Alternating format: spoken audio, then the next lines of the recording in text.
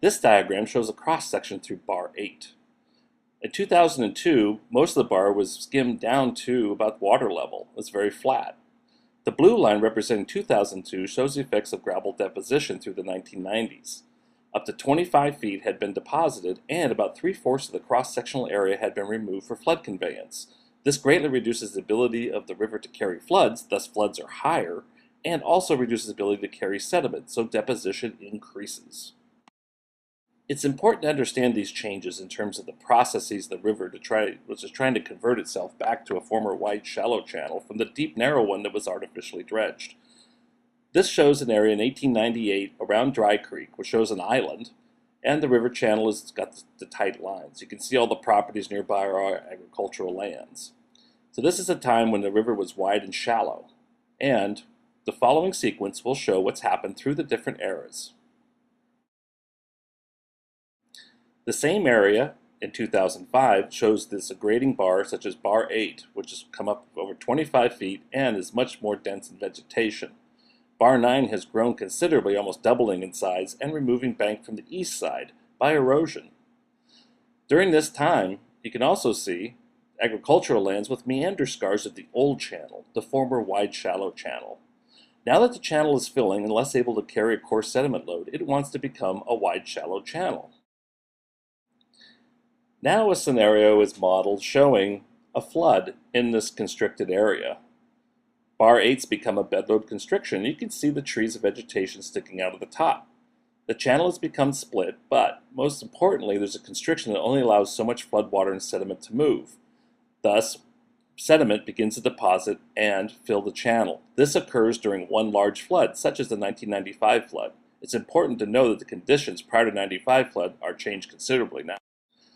With flooding expanding out of the channel and into the floodplain, there becomes a feedback loop where the constriction is unable to move bedload, it piles up more sediment. Water finds a freer path along the east side of the river channel over the floodplain, and it has a lot of erosive force. It starts scouring through the soils and eroding the land down, bypassing the constriction. What eventually happens is most of the floodwater ends up out in the floodplain and out of the channel. After our conceptual flood has occurred, the result is that there's a new channel around in the flooded area in the floodplain, and the soils and the farmland has been completely removed by erosion. This is the process by which the channel is reclaiming its former wide and shallow self. It's called an avulsion.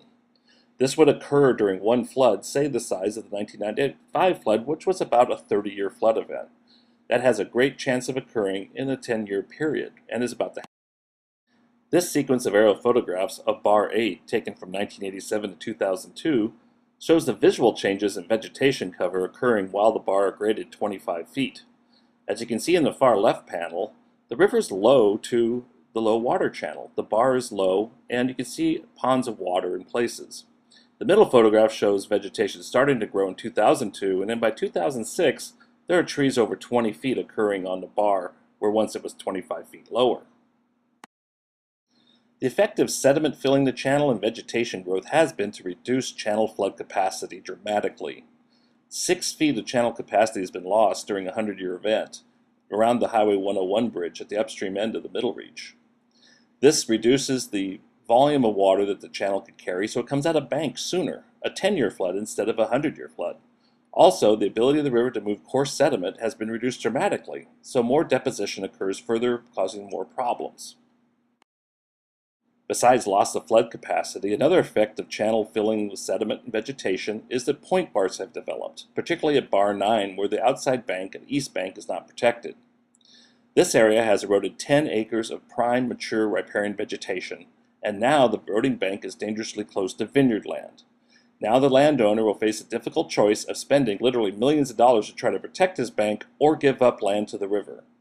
This is a very difficult choice that will be faced by many landowners along the river.